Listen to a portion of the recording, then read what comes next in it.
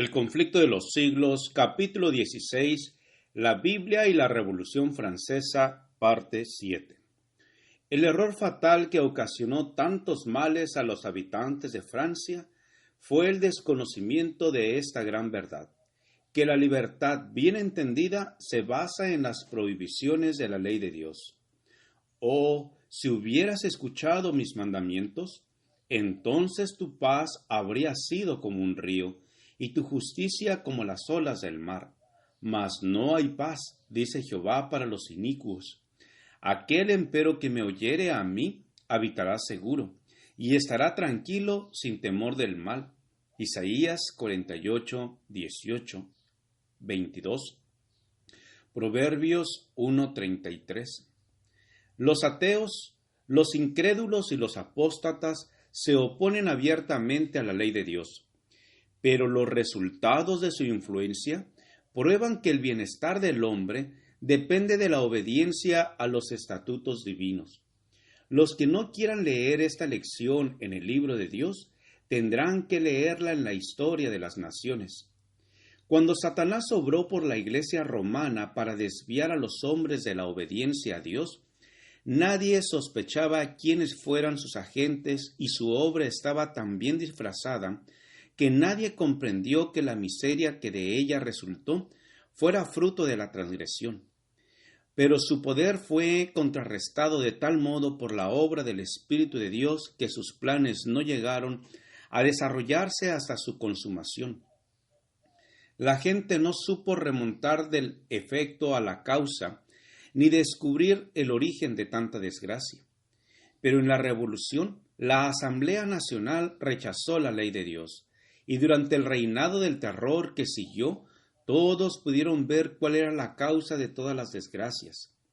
Cuando Francia desechó a Dios y descartó la Biblia públicamente, hubo impíos y espíritus de las tinieblas que se llenaron de júbilo por haber logrado al fin el objeto que por tanto tiempo se habían propuesto, un reino libre de las restricciones de la ley de Dios, y porque la maldad no era para pronto castigada, el corazón de los hijos de los hombres estaba plenamente resuelto a hacer el mal. Empero la transgresión de una ley justa y recta debía traer inevitablemente como consecuencia la miseria y el desastre. Si bien es verdad que no vino el juicio inmediatamente sobre los culpables, estaban éstos labrando su ruina segura. Siglos de apostasía y de crimen iban acumulando la ira para el día de la retribución. Y cuando llegaron al colmo de la iniquidad, comprendieron los menospreciadores de Dios cuán terrible es agotar la paciencia divina. Fue retirado en gran medida el poder restrictivo del Espíritu de Dios, que hubiera sido el único capaz de tener en jaque al poder cruel de Satanás, y se le permitió al que se deleite en los sufrimientos de la humanidad que hiciese su voluntad. Los que habían preferido servir a la rebelión cosecharon los frutos de ella hasta que la tierra se llenó de crímenes tan horribles que la pluma se resiste a describirlos. De las provincias asoladas y de las ciudades arruinadas, levantábase un clamor terrible de desesperación, de angustia indescriptible. Francia se estremecía como sacudida por un terremoto. La religión, la ley, la sociedad, el orden, la familia, el Estado y la Iglesia, todo lo abatía la mano impía que se levantara contra la ley de Dios. Bien dijo el sabio: por su misma maldad caerán el hombre malo. Pero aunque el pecador haga mal 100 veces y con todo se le prolonguen los días, sin embargo, yo ciertamente sé que les irá bien a los que temen a Dios, por lo mismo que temen delante de él. Al hombre malo, empero, no le irá bien, por cuanto aborrecieron la ciencia y no escogieron el temor de Jehová.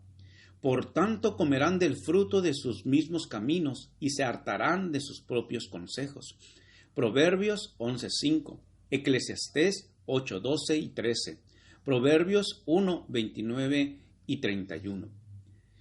No iban a permanecer mucho tiempo en silencio los fieles testigos de Dios que habían sucumbido bajo el poder blasfemo, que sube del abismo. Después de los 3 días y medio, el espíritu de vida, venido de Dios, entró en ellos y se levantaron sobre sus pies y cayó gran temor sobre los que lo vieron. Apocalipsis 11:11. En 1793 había promulgado la Asamblea Francesa los decretos que abolían la religión cristiana y desechaban la Biblia. 3 años y medio después, este mismo cuerpo legislativo adoptó una resolución que rescindía esos decretos y concedía tolerancia a las Sagradas Escrituras. El mundo contemplaba estupefacto los terribles resultados que se habían obtenido al despreciar los oráculos sagrados, y los hombres reconocían que la fe en Dios y en su palabra son la base de la virtud y de la moralidad. Dice el Señor: ¿a quién injuraste y a quién blasfemaste? ¿Contra quién has alzado tu voz y levantado tus ojos en alto? Contra el Santo de Israel. Por tanto, he aquí, les enseñaré de esta vez, enseñarles he mi mano y mi fortaleza, y sabrán que mi nombre es Jehová. Isaías 37:23, Jeremías 16:21. Hablando de los 2 testigos, el profeta dice además: y oyeron una grande voz del cielo que les decía: subid acá, y subieron al cielo en una nube, y sus enemigos los vieron. Apocalipsis 11:12. Desde que Francia les declarara la guerra, estos 2 testigos de Dios habían recibido mayor honra que nunca antes. En el año 1804 se organizó la Sociedad Bíblica Británica y Extranjera. Este hecho fue seguido de otros semejantes en otras partes de Europa, donde se organizaron sociedades similares, con numerosas ramas esparcidas por muchas partes del continente. En 1816 se fundó la Sociedad Bíblica Americana. Cuando se creó la Sociedad Británica, la Biblia circulaba en 50 idiomas. Desde entonces ha sido traducida en muchos centenares de idiomas y dialectos. Durante los 50 años que precedieron, en 1792, se daba muy escasa importancia a la obra de las misiones en el extranjero.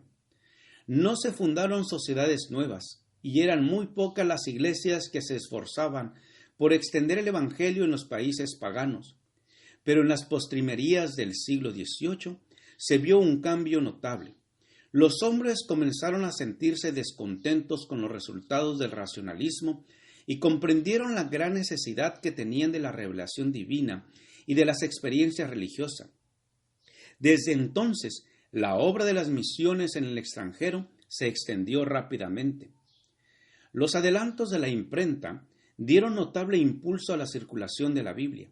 El incremento de los medios de comunicación entre los diferentes países, la supresión de las barreras del prejuicio y del exclusivismo nacional y la pérdida del dominio temporal del pontífice de Roma, han ido abriéndole paso a la palabra de Dios.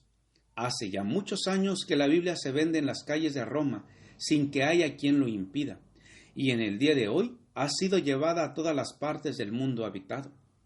El incrédulo Voltaire dijo con arrogancia en cierta ocasión: estoy cansado de oír de continuo que 12 hombres establecieron la religión cristiana. Yo he de probar que un solo hombre basta para destruirla. Han transcurrido varias generaciones desde que Voltaire murió y millones de hombres han secundado su obra de propaganda contra la Biblia. Pero lejos de agotarse la circulación del precioso libro, allí donde había 100 ejemplares en tiempos de Voltaire, hay 10,000 hoy día, por no decir 100,000. Como dijo uno de los primitivos reformadores hablando de la iglesia cristiana: la Biblia es un yunque sobre el cual se han gastado muchos martillos. Ya había dicho el Señor: ningún arma forjada contra ti tendrá éxito, y a toda lengua que en juicio se levantare contra ti condenarás. Isaías 54:17. La palabra de nuestro Dios permanece para siempre. Seguros son todos sus preceptos, establecidos para siempre jamás, hechos en verdad y en rectitud. Isaías 48, Salmos 111, 7 y 8. Lo que fuere edificado sobre la autoridad de los hombres será derribado, mas lo que fuere sobre la roca inamovible de la palabra de Dios permanecerá para siempre. Gracias por escuchar este audio. Te invito a escuchar el siguiente capítulo.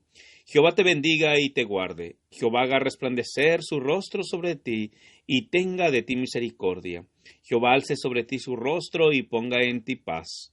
Con aprecio, el pastor Juan Manuel Flores Espinosa.